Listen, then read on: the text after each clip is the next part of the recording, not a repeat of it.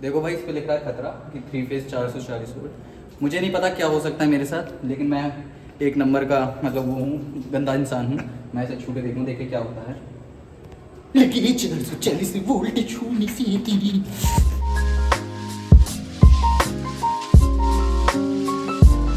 हाँ जी, good morning.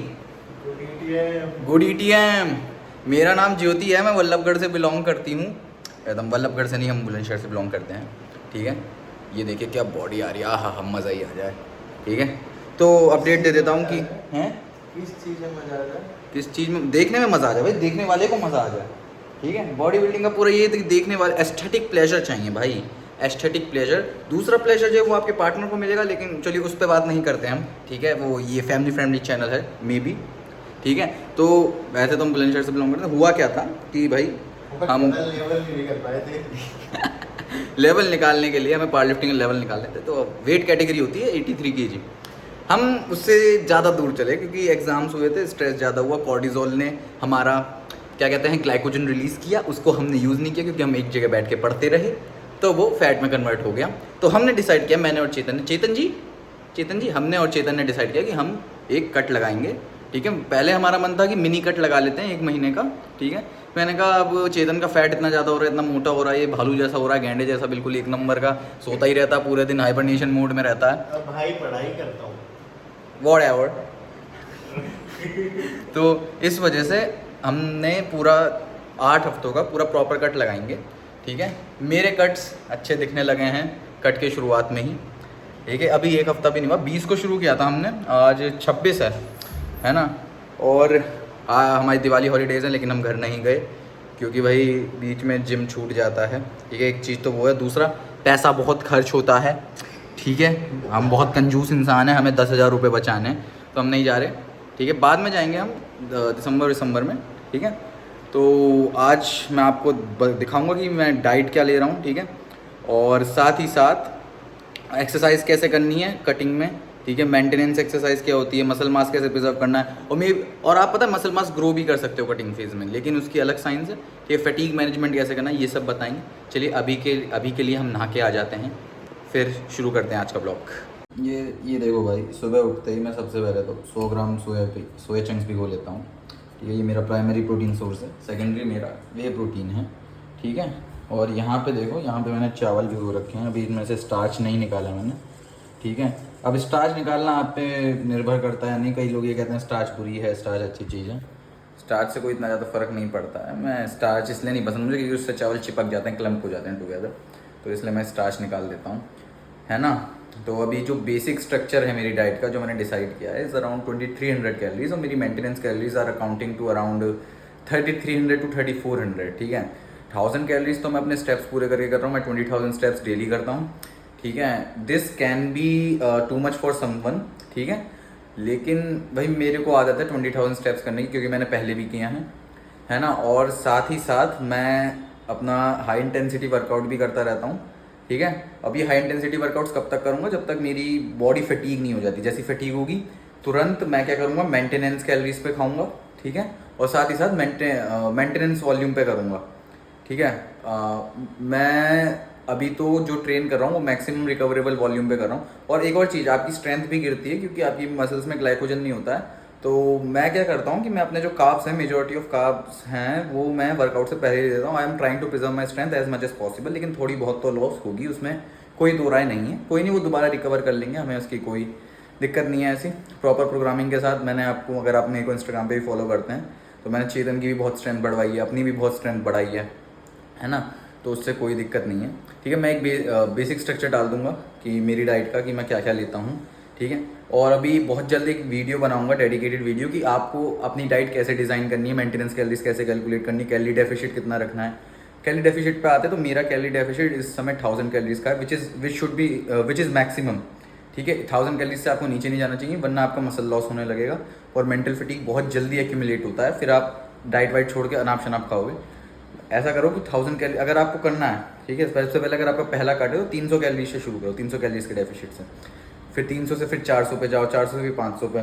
ठीक है, तो ये तो हो गया जैसे आप पहला कट लगा रहे हो, ठीक है, अगर आप बिगनर हो। लेकिन अगर आप कोई इंटरमीडिएट एडवांस लिफ्टर हो तो शुरू में तो 1000 कैलोरीज रखो।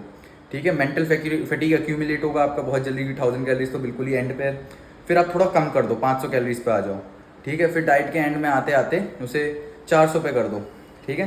फिर एक मेंटेनेंस फेज लो, एक डीलोड लो, और फिर 1000 पे आ जाओ, ठीक है। तो ये मेरी स्ट्रेटजी है, आपकी अलग अलग स्ट्रेटजी हो सकती है और हर स्ट्रेटजी वर्क करती है, कोई तेज करती है, कोई लेट करती है, किसी के लिए कोई स्ट्रेटजी वर्क करी, किसी के लिए कोई स्ट्रेटजी, मेरे लिए ये वाली वर्क। देखो भाई, चावल हमारे उबल गए हैं, ठीक है। चावल these are around 175 grams, 700 calories, ठीक है। क्योंकि मेरे को कार्ब डोमिनेंट मील खाना है अपने प्री वर्कआउट मील में, जिससे मैं अपनी पावर लिफ्टिंग भी कंटिन्यू कर सकूं, ठीक है। और फैट के लिए अराउंड 90 कैलोरीज एलोकेटेड है, जिसका मतलब है कि 10 ग्राम ऑयल डालना है मुझे बस, ठीक है। तो ये भी 3 है, ये भी 7 है, और ये शायद लास्ट चम्मच होगी, और ये 10-11 ग्राम होगा। 1-2 ग्राम से कोई फ़र्क नहीं पड़ता, ठीक है। अब देखिए, अगर आप सीरियस हो, आपका मतलब कोई बॉडी बिल्डिंग प्रेप आ रही है, ठीक है, तो इट्स नेसेसरी कि आप अपने खाने को मेजर करें और कैलोरी काउंटिंग करें। एक और चीज़ भाई, देखो ये इतना सारी सब्जियां हैं, सब्जियां शुड बी इंक्लूड, मतलब एडवाइजेबल है कि सब्जियां आपकी कटिंग की डाइट में होनी चाहिए। ये देखो, ये इतनी सारी सब्जियां हैं, इसमें पता है कितनी कैलोरीज हैं? बस इसमें 100 कैलोरीज हैं, मात्र 100 कैलोरीज, ठीक है। अब मैं क्या करूँगा कि मतलब रात को तो ये अलग से खाऊँगा, ठीक है, अलग से यही सैलेड बना के। अभी तो इसमें चावल वावल डाल के फ्राइड राइस बनाऊँगा। ये रहा पनीर, 100 ग्राम पनीर डालेंगे, 50 ग्राम मटर डालेंगे, ठीक है। टमाटर भी डालते, अभी टमाटर ख़त्म हो गए हैं, ठीक है।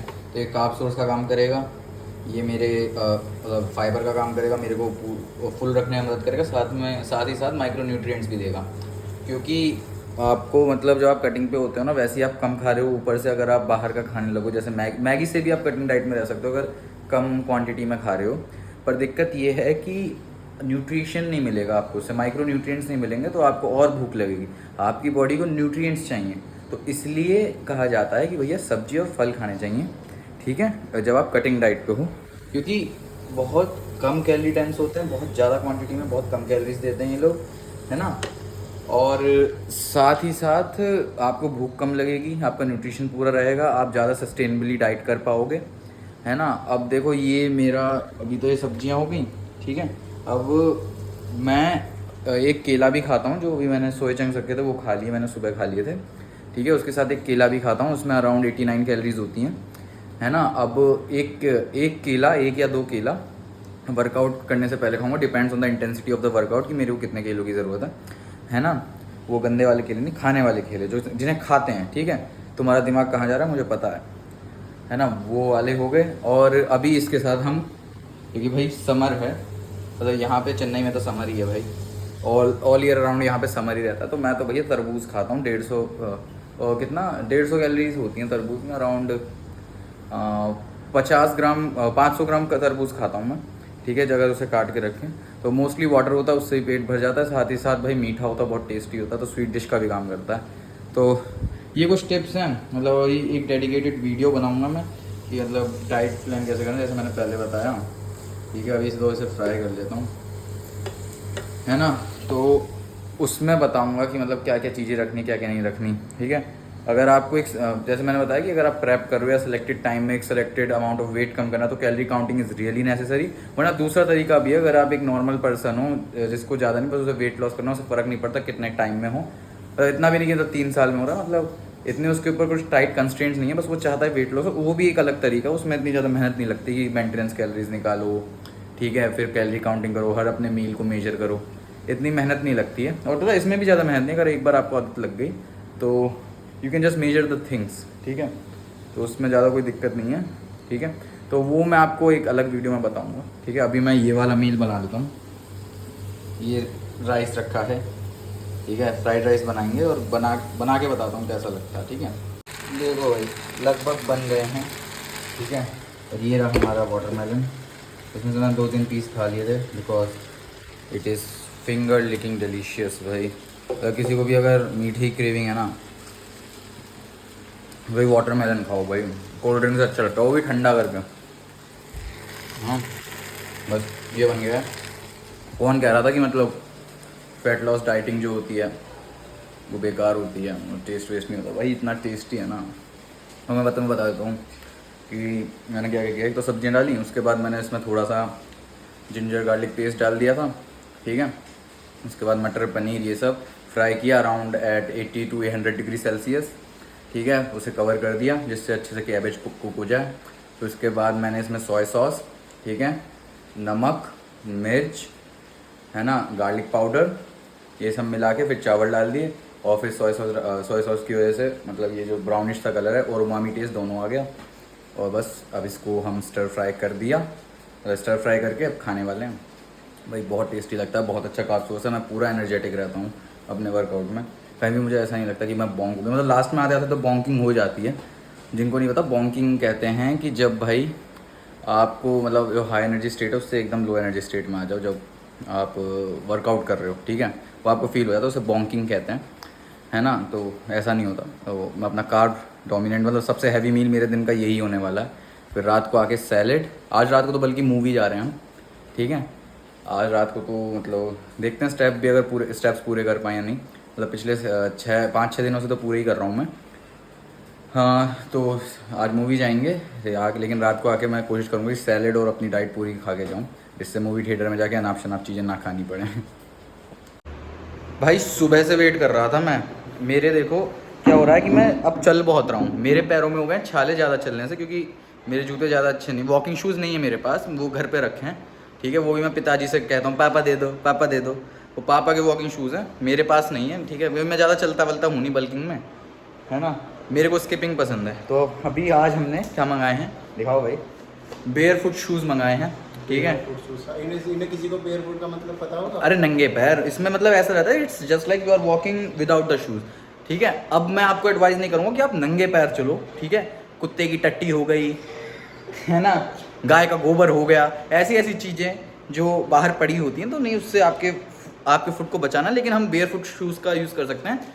इसके 2 फ़ायदे हैं, ठीक है, मेडिकल रीजन हैं, ठीक है। वैसे अपने डॉक्टर को कंसल्ट करें, मैं कोई मेडिकल प्रोफेशनल नहीं हूँ, मैं पूरा डिस्क्लेमर दे रहा हूँ। लेकिन मैं आपको पहले ही बता रहा हूँ कि भाई बेयर फुट शूज़ के 2 फ़ायदे हैं। एक तो ऐसा लगता है कि आप ज़मीन पे चल रहे हो पूरा। दूसरी चीज़ ये, इसमें देखो टो जो है थोड़ी वाइड रहती हैं, ठीक है। क्योंकि भाई आप देखोगे ज़्यादातर जूते ऐसे बहुत ज़्यादा मतलब नैरो होते हैं आगे से, उससे उंगलियां बिछ जाती हैं, ठीक है। तो आपको थोड़ा वाइड टो क्या कहते हैं उसे, जो भी है, चौड़ा जूता चाहिए, ठीक है। तो हमारा देखो अभी अभी आया पार्सल जस्ट जिम जाने से पहले, ठीक है। तो हमें कैंची मिल नहीं रही थी, हम गर्ल्स हॉस्टल से लेके आए हैं कैंची, है ना, ठीक है। तो गर्ल्स हॉस्टल से बुरी बात है कोई? नहीं, बुरी बात, वेरी अच्छी बात भाई, हम पूरा सपोर्ट करते हैं गर्ल्स हॉस्टल की कैंची को, पूरा सपोर्ट। और क्या भाई, पता है कितने रुपए की मिली हमें ये? 377 रुपीज़ की। अरे ये क्या बना लिया भाई, मैं सोच रहा था कुछ अच्छी चीज आई होगी। ये देखो भाई, स्लिप ऑन है ये भाई, दादाजी के जूते आ गए। भाई देखो, ये देखो, नया ट्रेंड तो यही है कि सिंपल चीज़ों को ज़्यादा अच्छा बड़ा चढ़ा के दिखा के बेचना। लेकिन ठीक है, मैं इन्हें पहन के देखूंगा कि कैसा लग रहा है, कैसा एक्सपीरियंस है। नहीं, ये 1000 रुपए के बना हैं? और जितने के भी आए हैं भाई, देखो वॉकिंग के लिए मंगाए, कुछ वो नहीं। अबे क्या कर रहा है इनका, इनकी ओरिगेमी बना रहा है मोड़ मोड़ के भाई। मैं तुझे डिसअपॉइंट कर दिया, मैं सोच रहा था अच्छे जूते आए होंगे। तो तेरे को डिसअपॉइंट या फिर अपॉइंट करने के लिए थोड़ी मंगाता हूँ मैं, अब अपने लिए मंगाता हूँ भाई, अपने लिए सही। मैं सोच रहा था मजेदार हो गए। ठीक है भाई, मेरे को कोई फ़र्क नहीं पड़ता, कोई क्या ही सोचे मेरे बारे में, ठीक है। मेरा बुरा लग गया दिल से भाई बुरा लगता है, ऐसा मत किया करो भाई, गंदी चीज़ें कमेंट मत किया करो, ठीक है। तो अभी ये लेके हम जाएंगे जिम, ठीक है। मैं पहन के देखता हूँ, लेट मी सी कि क्या अगर मैं इनको अपने डेडलिफ्ट शूज़ से रिप्लेस कर पाता हूँ, क्योंकि वो भी बेयर फुट शूज़ ही हैं, ठीक है। लेकिन वो इनसे बहुत महंगे हैं। अगर इसको रिप्लेस कर मतलब अपने डेडलिफ्ट शूज़ को इनसे रिप्लेस कर पाता हूँ मैं, तो मैं फिर इन पर ही शिफ्ट हो जाऊँगा, ठीक है। क्योंकि वो बहुत ही महंगे आते हैं और वो मेरे हिसाब से ख़राब भी होने वाले हैं बहुत जल्दी। मैंने बहुत ज़्यादा यूज़ कर लिए, ठीक है। चलिए फिर जिम में मिलते हैं। देखो भाई, जिम आ गए हैं। और अरे ये लड़का तो गलत फॉर्म में डेडलिफ्ट लगा रहा है, लगातार है, है ना।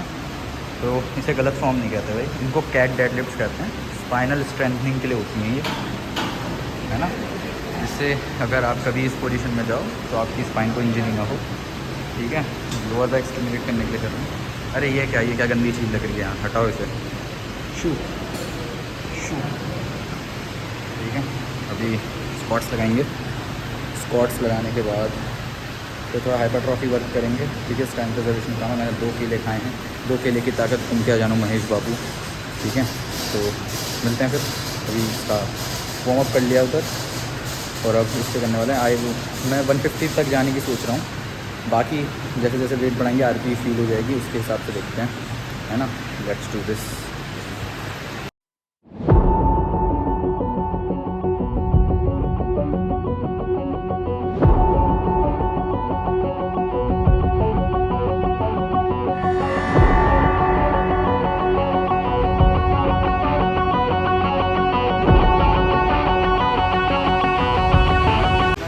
भाई hardest part of the workout है इनको चढ़ाना, ये स्टिफ है पूरी, हार्ड नी सीट्स हैं। पसीना पसीना हो गया मैं, मतलब वर्क इससे वार्म अप से नहीं हुआ पसीना, इसे चढ़ाने में पसीना पसीना हो गया, ठीक है। ये मेरे लिफ्टिंग सॉक्स हैं, ठीक है। मतलब जूते के अंदर भी अच्छी ग्रिप देते हैं।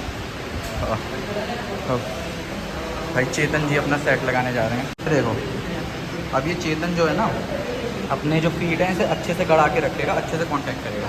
रैप ले चेतन।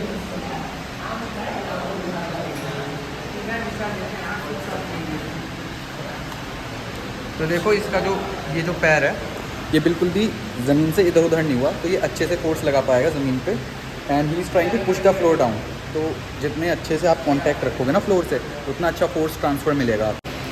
अभी चेतन का टॉप सेट हो गया था 80 kg का, 3x3 था, ठीक है। अब मैंने सोचा था 150 kg से लगाऊंगा, लेकिन 160 kg का वार्म अप किया मैंने पोटेंशिएशन की वजह से, लेकिन उस पर आरपी कुछ ऐसी थी 7.5-8 की, तो मैं 160 का 3x3 ट्राई करूँगा, ठीक है। अब देखते हैं भाई, अभी एनर्जेटिक फील हो रहा है आज, इतने सारे कार्ब्स खा के आए हैं इसकी वजह से। तो लेट्स सी कि कर पाते हैं, नहीं कर ही पाएंगे भाई। देखो ऐसा कभी नहीं हुआ कि मैंने ओवरशूट या अंडरशूट किया, इतना आपको एक्सपीरियंस से पता लग जाता है कि आप ओवरशूट या अंडरशूट कर रहे हो या नहीं, है ना। तो 160 3x3 करते हैं, है ना। चलिए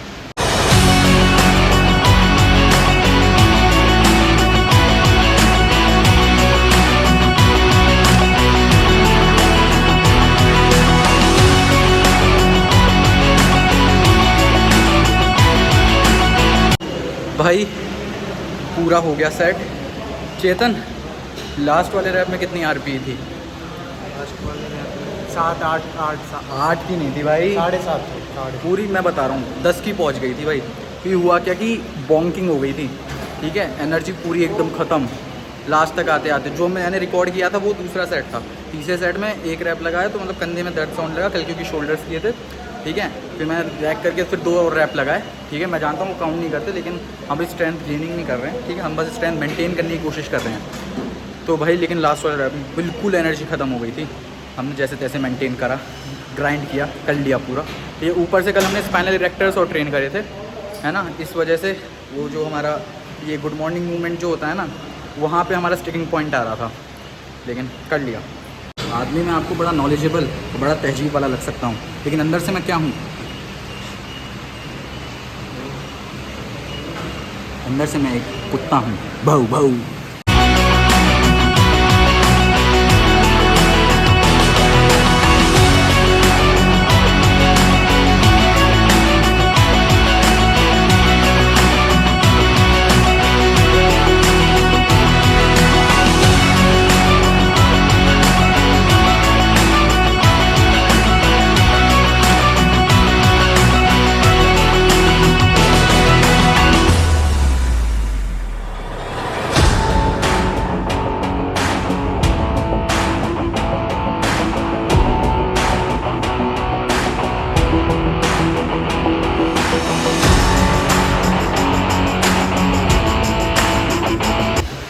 भाई देखो अभी अभी लेग प्रेस लगाई है, और तुमने देखा होगा मेरी रेंज ऑफ मोशन कितनी ज़्यादा है। पूरा स्ट्रेच पिलाता हूँ।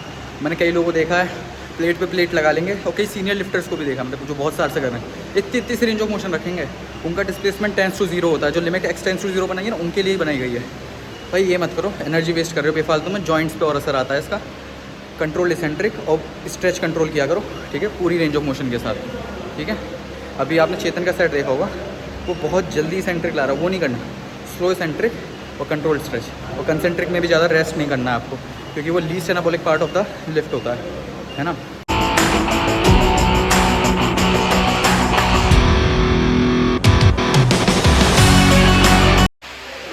भाई कार्डियो किया था, हाई इंटेंसिटी हार्ट रेट पूरा, मतलब 190 पार कर दिया। एसी नहीं चल रहा था यहाँ पे, वरना 200 पार कर देते।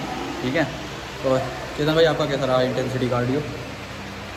मैं मर गया भाई आज। इनका वो वाला, वो लॉकडाउन के समय एक मीम वायरल नहीं हुई थी, हाँ जी तो आप ATM की लाइन में खड़े हैं, कहता अरे मैं मतलब बोल नहीं सकता, अब शब्द है भाई, मैं बड़ा सुधरे हुए घर का बड़ा अच्छा बच्चा हूँ, मैं अब शब्द नहीं बोलता। तो लेकिन मैं आपको एक चीज़ बताता हूँ, हाई इंटेंसिटी कार्डियो अगर आप बल्क पे भी हो तब भी आपको करना चाहिए, वरना कोलेस्ट्रॉल बिल्डअप का चांस रहता है आपके हार्ट में। ठीक है, जो भी ये कहते हैं ना कार्डियो से गेंस जाते हैं, वो सिर्फ कार्डियो के चोर हैं, आलसी हैं एक नंबर के। अच्छा। हाँ, और नहीं तो क्या। हाँ भाई मैं तो करता हूँ, मैं थोड़ी हूँ। कितनी कैलोरीज खर्च हो रही हैं तू बता? पता नहीं। मात्र 150-200 कैलोरीज खर्च होती हैं अगर मॉडरेट कर रहे हो। हमारे जितना कर रहे हो तो 300 के समथिंग जा सकती हैं एट द हाई एंड, या लेकिन 150 या 200 होती हैं। 150-200 कैलोरीज कितना है? या मैं इसका भाई कन्हैया कैसे था वो? या नो, ठीक है, कन्हैया मेरा छोटा भैया, मैं बलराम इसका बड़ा भैया। महाभारत 3 लाख वर्ष पूर्व में रामायण, मैं इसका छोटा भैया, कुछ ऐसे ही था, मतलब पूरी मीम याद नहीं। ठीक है, तो अब जाके अभी मेरे 10,000 स्टेप्स पूरे हों, आज पूरे शायद नहीं हो पाएंगे क्योंकि मूवी जा रहे हैं, आज हमारा प्लान था, लेकिन आज हमने लेग डे लगाया है। तो लेग डे लगाया है भाई लेग डे लगाया है। तो वैसे मेरे वर्कआउट में अराउंड 500 कैलोरीज खर्च होती हैं, लेकिन इस वाले में अराउंड 700, जैसा मेरी वॉच बता रही है। हालांकि ये इनएक्यूरेट हो सकते हैं, तो उसका भी तरीका पता लगाने का कि आप कैलोरीज कितनी बर्न कर रहे हो, वो भी मैं आपको एक डेडिकेटेड वीडियो में बताऊंगा। ठीक है, क्योंकि मेरे को अपना वॉच टाइम बढ़ाना है, मैं बड़ा लालची इंसान हूँ, मुझे फ़र्क नहीं पड़ता कि आपका टाइम बचे। देखो आज के लिए इतना ही, हम भी मायूस है। उम्मीद का दामन छूटा तो नहीं है, दिल दुखा है लेकिन टूटा तो नहीं है ना। तो चलिए आज का रखते हैं। ठीक है, अपना ध्यान रखिए, अपने परिवार वालों का ध्यान रखिए। हैप्पी दिवाली सबको। ठीक है, अपने परिवार वालों के साथ मनाइए, खूब पटाखे फोड़िए, कोई पॉल्यूशन की चिंता नहीं। इतना रिसर्च है कि भाई पॉल्यूशन से कुछ नहीं होता, दिस इज़ ऑल प्रोपेगेंडा। जी हाँ, मैंने बोल दिया, मेरे को फ़र्क नहीं पड़ता, भाड़ में जाएं सब लोग जो कहते हैं कि मैं एक पार्टी का सपोर्टर हूँ या नहीं, वैसे तो कोई नहीं कह रहा। ठीक है, मैं सिर्फ एक चीज़ का सपोर्टर हूँ कि मुझे, जब कोई पार्टी जीतती है, जैसे इलेक्शन में भी जीती थी, तब नहीं फूटे थे क्या पटाखे? वही तो पटाखे शादियों में फूटते हैं, नहीं न्यू ईयर आता है तो चाइना में कितने फूटते हैं, नहीं दिवाली आएगी तो नहीं, पटाखे नहीं फोड़ने। अब देखो ईरान और उधर कितने फोड़ रहे हैं पटाखे। अब एक पर्टिकुलर स्टेट है, मैं नाम नहीं लूँगा, ठीक है, उसकी जो मेट्रो सिटी है, उसकी पावर थर्मल पावर प्लांट से आ रही है जो इतना पॉल्यूशन करती है। न्यूक्लियर पावर प्लांट नहीं है इनके पास, ना हाइड्रो इलेक्ट्रिसिटी है, लेकिन किसे बैन करेंगे? पटाखों को। ये सब हिपोक्रेट हैं, ये सब हिपोक्रेट हैं, हिपोक्रेसी की भी सीमा होती है। ठीक है भाई, बाय। ठीक है, चलिए, गुड नाइट, शबा खैर। आपकी मम्मी जी को भी, आपके पापा जी को भी, सबको प्रणाम, सबके पाए लागू। ठीक है, और कहीं मत लागना। ठीक है, चलिए रखते हैं, गुड बाय। எந்த காலமானாலும் அது நம் வசந்தன் கோ காலம். இந்தியாவின் நம்பர் 1 டீலர் வசந்தன் கோ.